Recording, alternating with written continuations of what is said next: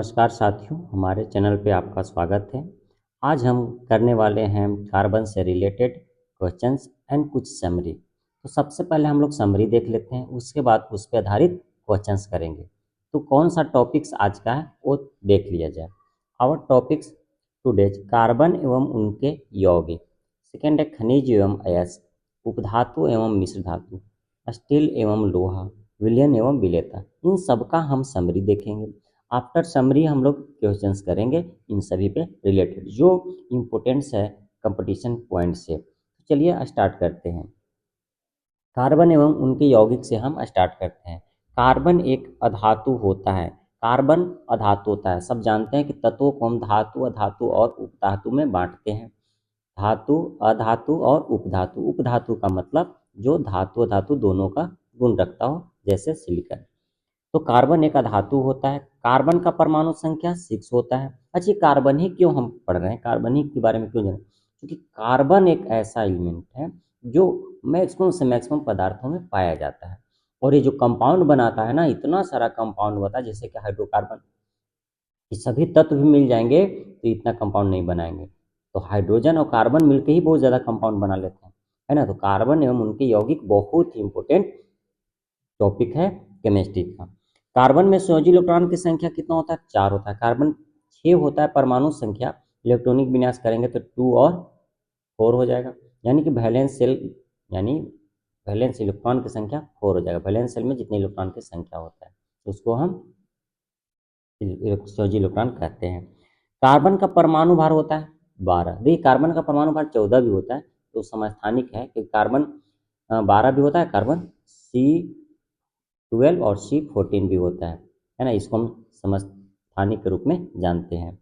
वैसे पदार्थ जिनके रासायनिक गुण समान हो और भौतिक गुण भिन्न हो अपरूप कहलाते हैं। अपरूप, जैसे कार्बन का अपरूप हीरा भी है ना, ग्रेफाइट भी है। तो अपरूप क्या होता है? वैसे पदार्थ जिनके रासायनिक गुण समान हो और भौतिक गुण भिन्न हो अपरूप कहलाते हैं। कार्बन के 2 अपरूप हैं, हीरा और ग्रेफाइट। हीरा और ग्रेफाइट कार्बन के 2 अपरूप हैं।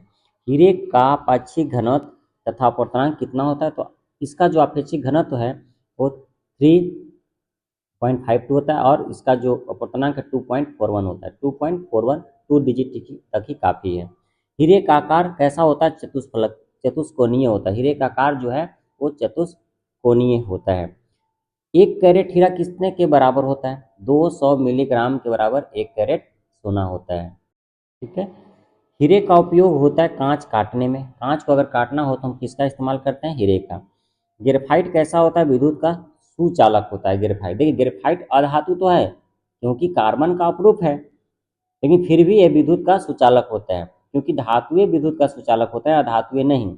इसलिए ग्रेफाइट विद्युत का सुचालक होता है। ग्रेफाइट की रचना होती है षष्ठफलकीय। इसका जो रचना होता है, ज्योमेट्रिकल शेप होता है, वो षष्ठफलकीय होता है। ग्रेफाइट का उपयोग किया जाता है स्नेहक के रूप में। ग्रेफाइट का कैसा उपयोग होता है? स्नेहक के रूप में उपयोग होता है। काला शीशा किसको कहते हैं? काला शीशा, एक ग्रेफाइट को ही काला शीशा कहा जाता है। पेंसिल का जो लेड है, पेंसिल देखे होंगे, उसके लेड है जो उसके अंदर रहता है ब्लैक कलर, वो क्या होता है? ग्रेफाइट ही होता है। संसार के सभी जैव पदार्थ बने होते हैं कार्बन यौगिक के। जितने भी जैव पदार्थ हैं सभी कार्बन यौगिक के बने होते हैं। सभी कार्बनिक यौगिक का प्रमुख अवयव होता है कार्बन ही। कोई भी कार्बनिक यौगिक है तो उसमें कार्बन उपलब्ध रहेगा ही। आगे चलते हैं। खनिज एवं अयस्क पे कुछ हम लोग पॉइंट्स ले लेते हैं। पृथ्वी तल के नीचे पाए जाने वाले प्राकृतिक पदार्थ, चाहे वो तत्व हो या यौगिक हो, खनिज कहलाता है। पृथ्वी तल के नीचे पाए जाने वाले प्राकृतिक पदार्थ, वो तत्व यौगिक कुछ भी हो, वो सभी खनिज कहलाते हैं। उसमें देखिए, कोई भी पदार्थ जो अंदर से आप निकालते हैं उसमें अगर मैक्सिमम मात्रा में तत्व निकल रहा है, वैसे खनिज जिसके उसको हम अयस्क कहते हैं। वे खनिज जिनसे धातु को आसानी से प्राप्त किया जाता है और अधिक मात्रा में प्राप्त किया जाता है उसको हम अयस्क कहते हैं। अयस्क यानी कि सारे अयस्क अगर कहा जाए तो खनिज ही है ना। यानी ऐसे बनाएं तो अयस्क जो होते हैं वो खनिज ही होते हैं, लेकिन वो खास खनिज होते हैं जिससे कि आसानी से और ज़्यादा मात्रा में धातु निकाले जा सकते हैं। यानी खनिज तो जो सभी हैं वो अयस्क नहीं हो सकते हैं, लेकिन अयस्क सभी वो खनिज हो सकते हैं। अयस्क में उपस्थित अशुद्धि क्या कहलाता है? गैंग। जो अयस्क में अशुद्धियाँ रहता है उसको हम लोग गैंग बोलते हैं। खनिजों एवं अयस्कों से धातुओं का निष्कर्षण क्या कहलाता है? खनिज अवयव से धातु का निष्कर्षण करते हैं उसको हम धातु कर्म कहते हैं। इसके कई प्रक्रिया होते हैं। एल्युमिनियम का निष्कर्षण किससे करते हैं? बॉक्साइड अयस्क से, यानी एल्युमिनियम का मुख्य अयस्क क्या है? बॉक्साइड है। तांबा का निष्कर्षण कॉपर पायराइट से करते हैं। तांबा का निष्कर्षण किस अयस्क से होता है? कॉपर पायराइट से होता है। लोहे के अयस्क हैं हेमाटाइट, मैग्नेटाइट, और सीडेराइट। ये लोहे का अयस्क है। हेमाटाइट से ज़्यादा मात्रा में लोहा निकाला जाता है। लोहा का निष्कर्षण हेमाटाइट से अधिकतर होता है। जस्ता कैलामाइन से प्राप्त होता है। कैलामाइन अयस्क से जस्ता, यानी जस्ता का अयस्क मुख्य अयस्क क्या है? कैलामाइन है। सिनेबार पारा, सिनेबार किसका अयस्क है? पारा का। सिनेबार से पारा निकाला जाता है, यानी सिनेबार जो है पारा का अयस्क है। कैल्शियम, पोटेशियम, कैडमियम का अयस्क कौन कौन है? कैल्शियम का अयस्क है डोलोमाइट, पोटेशियम का अयस्क है नाइटर, और कैडमियम का है ग्रीनोकाइट। तो ये डोलोमाइट, नाइट्राइट और ग्रीनोकाइट, ये जो है पोटेशियम, कैल्शियम, कैडमियम का अयस्क है। तो डोलोमाइट कैल्शियम का, नाइट्राइट है हो जाएगा ये है आपका पोटेशियम का, कैडमियम, ग्रीनोकाइट है अयस्क है। अब मोनोजाइट अयस्क किसका है? थोरियम का। ये बहुत ही इंपॉर्टेंट है। मोनोजाइट अयस्क किसका है? थोरियम का। हॉर्न सिल्वर किसको कहते हैं? हॉर्न सिल्वर, तो चांदी के अयस्क को हॉर्न सिल्वर कहा जाता है। चांदी के अयस्क को हॉर्न सिल्वर कहा जाता है। हॉर्न सिल्वर कहलाता है सिल्वर क्लोराइड। सिल्वर क्लोराइड को हम हॉर्न सिल्वर कहते हैं। चांदी का निष्कर्षण होता है किससे? अर्जेंटाइट अयस्क से। अर्जेंटाइट और से चांदी का निष्कर्षण होता है। यूरेनियम का निष्कर्षण किससे होता है? पिचब्लेंड से। यूरेनियम का निष्कर्षण पिचब्लेंड से होता है। यूरेनियम की खोज क्लाप्रॉथ ने किया था 1789 ईस्वी में। यूरेनियम की खोज क्लाप्रॉथ ने। पृथ्वी पर पाया जाने वाला यूरेनियम, यूरेनियम 238 है। एक यूरेनियम 235 भी होता है, एक यूरेनियम 238 है जो पृथ्वी पर पाया जाने वाला यूरेनियम है। यूरेनियम का उपयोग होता है, यूरेनियम का उपयोग कहाँ करते हैं हम लोग? परमाणु ऊर्जा के उत्पादन में करते हैं, परमाणु भट्टी में करते हैं। क्वार्ट्ज क्या है? क्वार्ट्ज एक रूप है सिलिकॉन डाइऑक्साइड का। सिलिकॉन डाइऑक्साइड का क्वार्ट्ज एक रूप है। क्वार्ट्ज में क्या होता है? तो सिलिकॉन और ऑक्सीजन होता है। सिलिकॉन और ऑक्सीजन, सूत्र से ही पता चल रहा है कि क्वार्ट्ज में सिलिकॉन और ऑक्सीजन होता है। नेक्स्ट देखते हैं उपधातु एवं मिश्र धातु। उपधातु एवं मिश्र धातु वे तत्व जिनमें धातुओं और अधातुओं के गुण पाए जाते हैं वे उपधातु कहलाते हैं। उपधातु के उदाहरण ले लेते हैं। आर्सेनिक, एंटीमनी, विस्मत, सिलिकॉन, ये सब जो है उपधातु के एग्जाम्पल्स हैं। पीतल मिश्र धातु होता है किसका? तांबा और जस्ता का। देखिए मिश्र धातु किसको होता है? धातु और धातु मिलकर के बनता है, तो हम मिश्र धातु कहते हैं। तांबा, कॉपर और जेडेन तो मिला देंगे तब हमें पीतल बनेगा। सोल्डर मिश्रण किसका होता है? शीशा और टीन का। सोल्डर आप देखेंगे जो इलेक्ट्रॉनिक दुकान वाले जो वेल्डिंग करते हैं, सोल्डर होता है, वो शीशा और टीन से बना होता है। कांसा किसका मिश्र धातु है? तांबा और टीन का। देखिए कॉपर और एसएन टीन का होता है मिश्र धातु कांसा। पीतल और कांसा में अंतर है, देख लीजिए। पीतल में होता है कॉपर और जिंक, और कांसा में होता है कॉपर और टीन। जर्मन सिल्वर मिश्र धातु किसका है? तो तांबा, निकेल और टीन का। तांबा, कॉपर, निकेल और एसएन, ये तीनों को मिला देंगे तो आपका जर्मन सिल्वर बनेगा। गन मेटल किसका मिश्र धातु है? तांबा, जस्ता और टीन। तांबा, जस्ता और टीन, अगर तीनों को मिला देंगे तब जाकर के गन आपका मेटल बन जाएगा। बेल मेटल मिश्र धातु किसका? तांबा और टीन का। तांबा और टीन का। डच मेटल मिश्र धातु किसका होता है? तांबा और जस्ता का। जिस तरह से आप ऊपर देखे होंगे तांबा और जस्ता से पीतल बनता है। गन पाउडर या बारूद किसका मिश्रण है? गन पाउडर सल्फर, चारकोल और पोटेशियम नाइट्रेट का। सल्फर, चारकोल और पोटेशियम नाइट्रेट को गन पाउडर के नाम से जानते हैं। स्टेनलेस स्टील, देखिए जो स्टील हम लोग कहते हैं शुद्ध स्टील, स्टेनलेस स्टील होता है, वो मिश्र धातु है।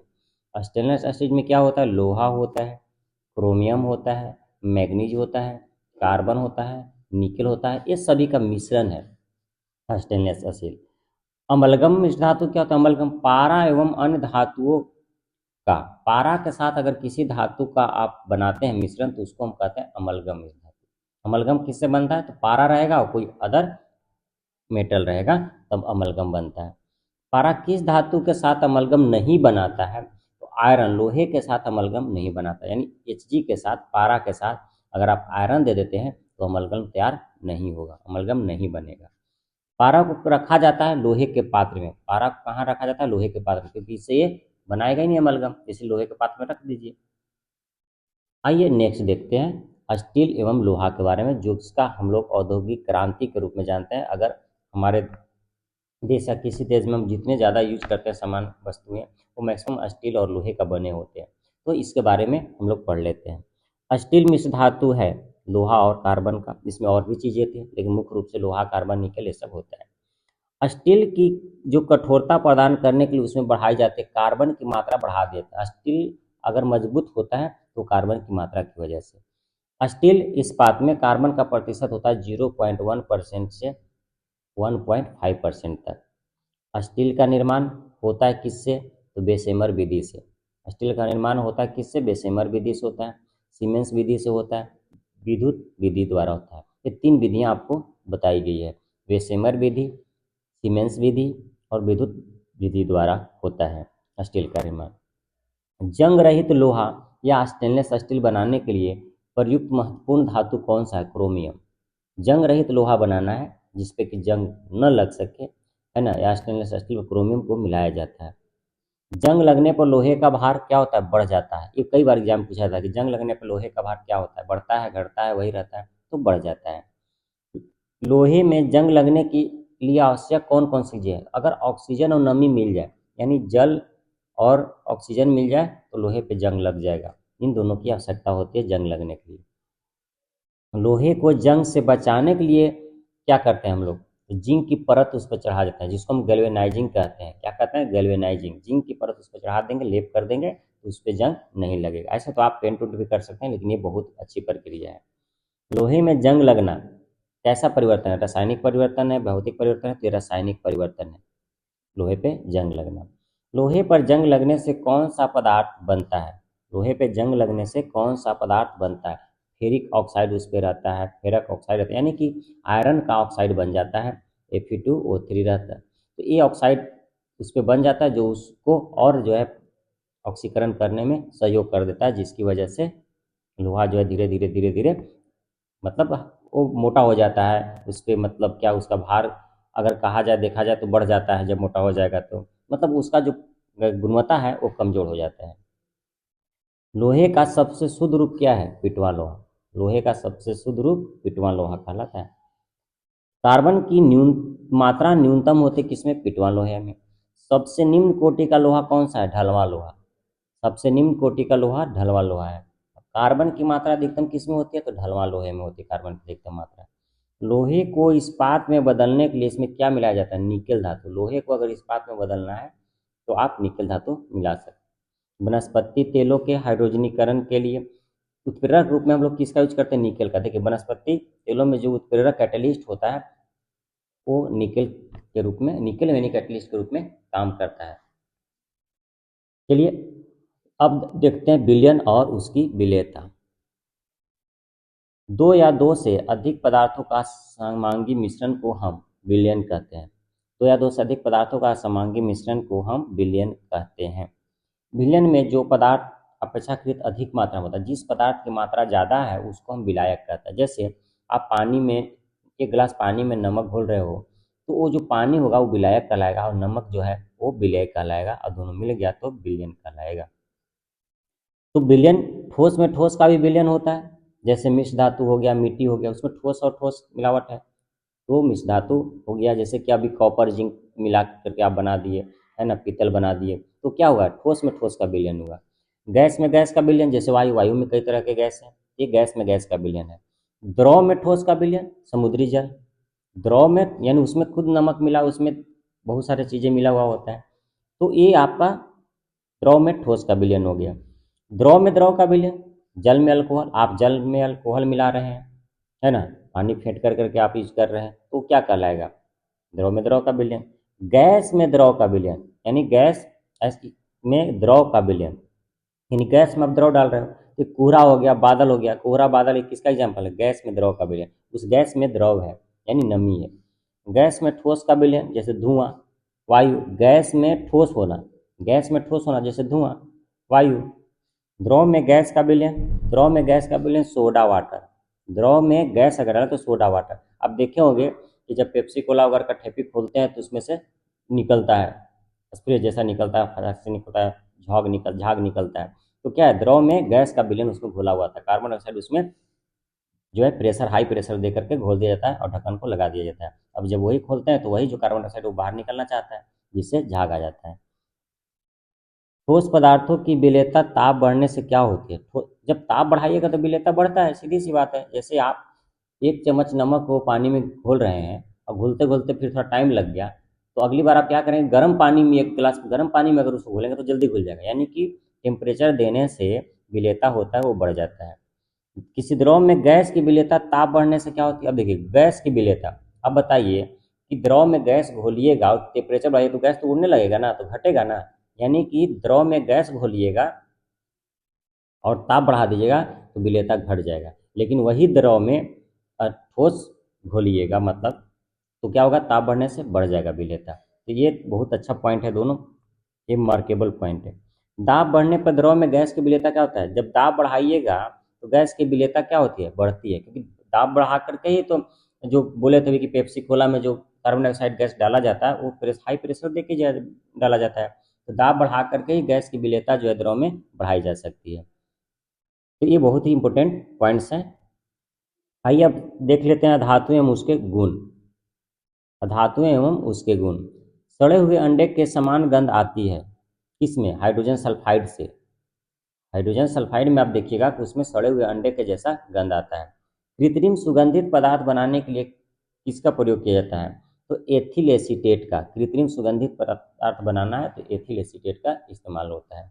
डबल रोटी बनाने में प्रयोग किसका होता है? डबल रोटी, ईस्ट का प्रयोग डबल रोटी में होता है। सब पूछा हुआ क्वेश्चन के आधार पर समरी है। बेकरी में ब्रेड बनाने के लिए ईस्ट का उपयोग किया जाता है।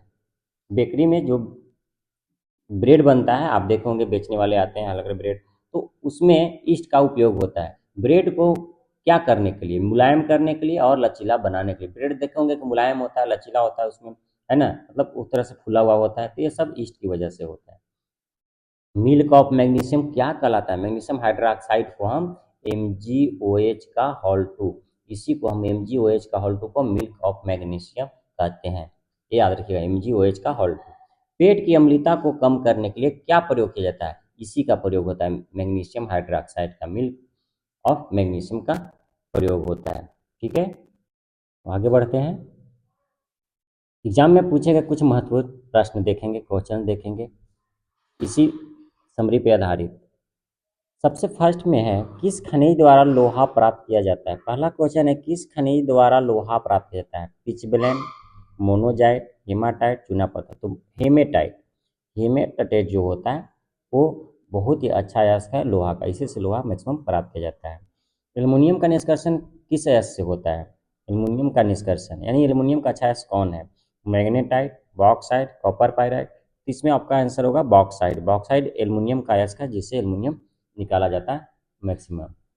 अयस्कों से धातु का निष्कर्षण क्या कहलाता है? Metrology, hydrology, metallurgy. तो आप देखिए मेट्रोलॉजी इसका कहलाता है, जिसको हम धातु कर्म के नाम से जानते हैं। चौथा, टांका किसका भी धातु है? यानी सोल्डर, जो कि वेल्डिंग सोल्डरिंग करने के लिए जो आप इलेक्ट्रॉनिक दुकान में देखे हुए हैं, है ना, वो किसका मिश्र धातु है? टीन और जस्ता का, टीन और शीशा का, जस्ता और शीशा का, जस्ता और तांबा का। तो टीन और शीशा का मिश्र धातु होता है, टीन और शीशा का सोल्डर होता है, यानी टांका। नेक्स्ट देखिए 5 नंबर, निम्नलिखित में कौन मिश्र धातु नहीं है? मिश्र धातु नहीं है। स्टील, पीतल, ब्रॉन्ज, तांबा। देखिए तांबा, कॉपर जो है ये तत्व है ना। ब्रॉन्ज भी मिश्र धातु है, पीतल भी है और स्टील भी है। स्टील भी मिश्र धातु है, पीतल भी है, कॉपर और जिंक होता है, ब्रॉन्ज भी है, कांसा भी है, कॉपर और टीन होता है। तो ये ऑप्शन नंबर डी होगा। नहीं पूछा है कौन भी धातु नहीं है, तो ऑप्शन नंबर डी होगा। सबसे अधिक क्रियाशील धातु कौन सी है? Sodium, calcium, iron, potassium. ठीक है, लोग कंफ्यूज होते हैं सोडियम और पोटेशियम में, तो पोटेशियम ज़्यादा क्रियाशील धातु है। सिनेबार किसका अयस्क है? सिनेबार किसका अयस्क है? सिनेबार शीशा का, तांबा का, जस्ता का, पारा का। सिनेबार जो अयस्क होता है, क्योंकि देखिए सिनेबार आप नाम सुने होंगे बहुत बार में कि क्या होता है, तो ये जो पारा होता है यानी HGS जिसको हम कहते हैं, सिनेबार का जो सूत्र होता है HGS, कई बार सुने होंगे। तो यानी ये ऑप्शन नंबर आपका डी आएगा, पारा का। सोडियम के अयस्क हैं, सोडियम के अयस्क इसमें से कौन है? Chile saltpetre, borax, sodium carbon, देखिए सब में सोडियम आएगा। चिली साल्ट पेपर में भी सोडियम है, बोरेक्स जिसको सुहागा वो भी, उनमें भी सोडियम है, सोडियम कार्बोनेट, यानी उपयुक्त में से सभी, सब में सोडियम, यानी सोडियम के अयस्क तीनों है, A B C, Chile saltpetre, borax और सोडियम कार्बोनेट। नेक्स्ट देखते हैं 9 नंबर, मिल्क ऑफ मैग्नीशिया, है ना, milk of magnesia, magnesium carbonate, magnesium chloride, magnesium hydroxide, magnesium sulphate, magnesium hydroxide, MgOH का होल 2, यह है मिल्क ऑफ मैग्नीशिया। पीतल किसका मिश्र धातु है? पीतल, पीतल में क्या क्या होता है? तो कॉपर और जिंक, ये पीतल में होता है। और कॉपर और टिन किस में होता है? तो कांसा में होता है। तो कॉपर और जिंक, कॉपर और जिंक यानी जस्ता, यानी ऑप्शन नंबर ए सही होगा। और शीशा और टिन रहेगा तो क्या हो जाएगा? कांसा हो जाएगा। सॉरी, तांबा और टिन रहेगा तो कांसा हो जाएगा, और तांबा और जस्ता रहेगा तो पीतल हो जाएगा, इससे कांसा बन जाता है। चलिए आगे देखते हैं 11 नंबर, गन मेटल किसका मिश्र धातु है? गन मेटल, गन मेटल किसका मिश्र धातु है? कौन कौन चीज़ें हम मिलाएंगे तो गन मेटल बनेगा जी? देखिए, तो गन मेटल में कौन कौन आता है? तांबा टिन लोहा, या तांबा टिन जस्ता, तांबा लोहा जस्ता। तो तांबा टिन और जस्ता, ये तांबा टिन और जस्ता, ये तीनों को अगर मिला देते हैं तो हम लोग गन मेटल प्राप्त होता है। 12 नंबर, स्टील को कठोरता प्रदान करने के लिए उसमें बढ़ाई जाती है, किसकी मात्रा बढ़ाई जाती है? कार्बन की मात्रा, मैग्नीज की मात्रा, सिलिकॉन की मात्रा या क्रोमियम की मात्रा? तो कार्बन की मात्रा बढ़ा करके ही इसको हम लोग कठोरता प्रदान करते हैं स्टील को, कार्बन की मात्रा सही होगा ऑप्शन 13। देखिए, जंग लगने पर लोहे का भार क्या होता है? बढ़ता है, घटता है और परिवर्तित होता है, इनमें से कोई नहीं, तो बढ़ता है। जंग लगने पे लोहे का भार क्या हो जाता है? बढ़ जाता है। फ्यूज तार किसका मिश्र धातु है? फ्यूज तार, जो हम लोग फ्यूज बांधते हैं, जब आप होम वायरिंग में देखे होंगे फ्यूज लगा होता है, तो वो किसका बना होता है? टीन और तांबा का, टीन और शीशा का, निकल और क्रोमियम का, टीन और एल्यूमिनियम का। तो टीन और शीशा का बना होता है। 15, कृत्रिम सुगंधित पदार्थ बनाने के लिए किसका प्रयोग किया जाता है? कृत्रिम सुगंधित पदार्थ बनाने के लिए किसका प्रयोग किया जाता है? क्लोरोफॉर्म का, बेंजीन का, एथिल एसीटेट का, फॉर्मिक अम्ल का। कृत्रिम सुगंधित पदार्थ, एथिल एसीटेट का उपयोग किया जाता है कृत्रिम सुगंधित पदार्थ बनाने के लिए। स्टील में कितना प्रतिशत कार्बन होता है? स्टील में 0.1 से 1.5%, 2 से 5%, 7 से 10%, 0%। 0.1 से लेकर के 1.5% तक कार्बन मिलाया जाता है स्टील में। नेक्स्ट देखिए 17, चांदी का निष्कर्षण किससे होता है? कैलामाइट से, अर्जेंटाइट से, पिचब्लेंट से या डोलोमाइट से? चांदी का निष्कर्षण किससे होता है? चांदी का निष्कर्षण तो अर्जेंटाइट अयस्क से, अर्जेंटाइट अयस्क से चांदी का निष्कर्षण होता है। हीरे का आकार कैसा होता है? त्रिभुजाकार, आयताकार, चतुष्कोणीय, सर्पिल का? चतुष्कोणीय। हीरे का आकार जो है वो चतुष्कोणीय होता है। कार्बन का परमाणु भार, कार्बन का परमाणु भार ये तो 12 है ना, कार्बन का परमाणु भार 12। कार्बन के अपरूप कौन कौन है? कार्बन के अपरूप हीरे, ग्रेफाइट दोनों, हीरा ग्रेफाइट दोनों है, ऑप्शन नंबर सी होगा आंसर। हीरा और ग्रेफाइट दोनों कार्बन के अपरूप हैं।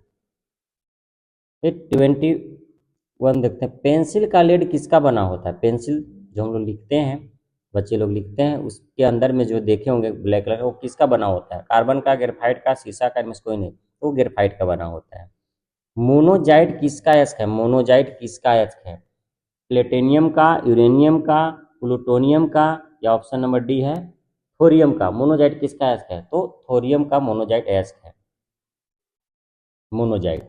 लोहे को इस्पात में बदलने के लिए उसमें क्या मिलाया जाता है? लोहा है, उसको अगर इस्पात में बदलना है क्या मिलाएंगे? निकेल धातु, क्रोमियम या कार्बन धातु या तांबा? तो निकेल धातु उसमें मिलाया जाता है। लोहे को इस्पात में बदलने के लिए निकेल धातु बनाया जाता है, मिलाया जाता है। गैस में गैस का विलयन, गैस में गैस वायु, गैस में गैस का विलयन वायु। बादल तो होगा नहीं, है ना, क्योंकि बादल में क्या होता है? गैस में जो है वो मतलब विलयन जो बनता है, तो गैस में हम अगर द्रव को मिलाते हैं तब बादल बनता है। चलिए आगे देख लेते हैं, कार्बन की मात्रा अधिकतम किस में होती है? ढलवा लोहे में, पिटवा लोहे में, स्टील में या इनमें से कोई नहीं? कार्बन की मात्रा अधिकतम होती है ढलवा लोहे में, ये पिटवा लोहे में बहुत कम कार्बन होता है। नेक्स्ट देखिए 26, किसके उत्पादन में ईस्ट प्रयुक्त होता है? ईस्ट का इस्तेमाल किसके उत्पादन में होता है? लैक्टिकम, लाइपेज, ब्रेड बियर, पनीर और मक्खन। तो ब्रेड और बियर में हम लोग ईस्ट का इस्तेमाल करते हैं। हॉर्न सिल्वर कहलाता है, हॉर्न सिल्वर क्या कहलाता है? मैग्नीशियम ऑक्साइड या सोडियम ब्रोमाइड या सिल्वर क्लोराइड या सिल्वर नाइट्रेट। तो देखिए हॉर्न सिल्वर सिल्वर क्लोराइड को कहते हैं, सिल्वर क्लोराइड को हम लोग हॉर्न सिल्वर के नाम से जानते हैं। अयस्क में उपस्थित अशुद्धियाँ क्या कहलाता है? जो अयस्क होता है और है ना, उसमें जो अशुद्धियाँ पाया जाता है, इम्प्योरिटीज पाए, तो उसको क्या कहते हैं? धातुमल, गैंग, अपशिष्ट या बुरादा। तो जो अशुद्धियाँ पाया जाता है उसको हम लोग गैंग कहते हैं। नेक्स्ट है 29, किससे सड़े हुए अंडे के समान गंध आती है? सड़ा हुआ अंडा के समान किससे गंध आता है? हाइड्रोजन सल्फाइड से या क्लोरीन से या अमोनिया से या नाइट्रोजन से। इन चारों में से किससे आता है? तो हाइड्रोजन सल्फाइड से, है ना, H2S से गंध आता है सड़े हुए अंडे के समान। विद्युत का सुचालक होता है लकड़ी, प्लास्टिक, ग्रेफाइट, कागज। तो सीधी सी बात है ग्रेफाइट। लकड़ी तो होगा नहीं, लकड़ी में वो भी सुखार लकड़ी समझना है। कागज, प्लास्टिक होगा नहीं, ग्रेफाइट। ग्रेफाइट का उपयोग किस रूप में होता है? स्नेहक के रूप में, ईंधन के रूप में, उष्मारोधी के रूप में, इसको नहीं, स्नेहक के रूप में। ग्रेफाइट का उपयोग स्नेहक रूप में अक्सर होता है। नेक्स्ट आगे चलते हैं 32, देखिए लोहे का सबसे शुद्धतम रूप कौन है? ढलवां लोहा, पिटवां लोहा, पेट्रोल। देखिए पिटवां लोहा लोहे का सबसे शुद्धतम रूप है, पिटवां लोहा। लोहे को जंग से बचाने के लिए किस विधि का उपयोग किया जाता है? तो उसमें गैल्वेनाइजेशन किया जाता है ना, गैल्वेनाइजेशन। जिंक का लेप चढ़ाया जाता है जिसको हम गैल्वेनाइजेशन कहते हैं, जस्तीकरण, हिंदी में जस्तीकरण। पृथ्वी पर पाया जाने वाला यूरेनियम का आम समस्थानिक कौन है? पृथ्वी पर पाए जाने वाले यूरेनियम का, यूरेनियम 228, 328 ऐसा तो कोई होता नहीं है। कार्बन 14, रुबिडियम 87, यूरेनियम 238 ऑप्शन होगा। यूरेनियम 238 जो है पृथ्वी पाए जाने वाला यूरेनियम का समस्थानिक है। 35 देखिए, गन पाउडर या बारूद किसका मिश्रण होता है? गन पाउडर या बारूद किसका मिश्रण होता है? पोटेशियम एवं सिल्वर नाइट्रेट का, पोटेशियम एवं मैग्नीशियम सल्फेट का, चारकोल सल्फर और पोटेशियम नाइट्रेट का, पोटेशियम सल्फेट और चारकोल का। इस ऑप्शन में से कौन सही होगा ये आपको बताना है। देखिए 35 नंबर क्वेश्चन बहुत इंपॉर्टेंट है, पूछा गया है कई बार। इसमें आपका चारकोल, सल्फर और पोटेशियम नाइट्रेट ये तीनों को मिला दीजिएगा तो गन पाउडर बन जाएगा। काला शीशा किसको कहा जाता है? कोयला को, चांदी को, कार्बन को, ग्रेफाइट को। काला शीशा किसको कहा जाता है? कोयला को, चांदी को, कार्बन को या ग्रेफाइट को। किसको काला शीशा कहा जाता है? तो काला शीशा कहा जाता है ग्रेफाइट को। पेट की अम्लता को कम करने के लिए किसका उपयोग किया जाता है? कास्टिक सोडा का या कास्टिक पोटाश का या मैग्नीशियम हाइड्रोक्साइड का या लूनर कास्टिक का। तो मैग्नीशियम हाइड्रोक्साइड का, जिसको मिल्क ऑफ मैग्नीशियम भी कहते हैं। ये मिल्क ऑफ मैग्नीशियम यानी MgOH का होल 2, ये जो है पेट की अम्लता को दूर करने के लिए प्रयोग किया जाता है। तो आज का वीडियो आपको कैसा लगा एक कमेंट में ज़रूर कमेंट करिएगा, और इस चैनल पर अगर पहली बार है तो सब्सक्राइब कर दीजिएगा। Thanks for watching, best of luck.